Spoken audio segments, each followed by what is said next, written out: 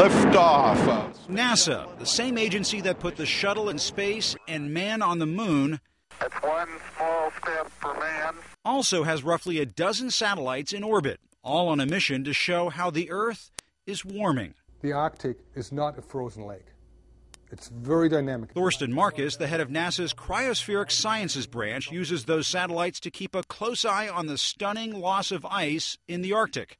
He's traveled to Greenland to confirm his findings on the ground. If current trends continue within the next 10 to 20 years, we're going to see what in the Arctic? We may very well see a summer, an ice-free summer in the Arctic. This animation demonstrates why it's happening so fast. As the ice melts, all that's left to soak up the sun's rays is the ocean.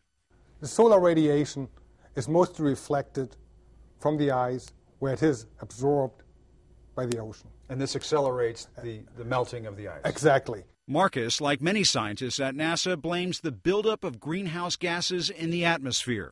There's no doubt that there's global warming. But that doesn't convince skeptics who have seized on the global warming email controversy known as ClimateGate and have now taken aim at NASA. An attorney with the Competitive Enterprise Institute, which has received funding from ExxonMobil, is threatening to sue NASA if it doesn't turn over its emails on global temperature readings. What I'm asking for is what the taxpayer owns, and frankly, the law doesn't require me to have a reason for it. We want transparency. We want to see how they did what. We want to see why. NASA is no stranger to climate controversy. James Hansen, one of NASA's top scientists and a fixture at global warming protests, accused the Bush administration of suppressing climate data. That accusation led to this Inspector General report, which found NASA PR officials had marginalized and mischaracterized climate change information. If we push the climate system hard enough, it can obtain a momentum. It can pass tipping points, such that climate change continues out of our control.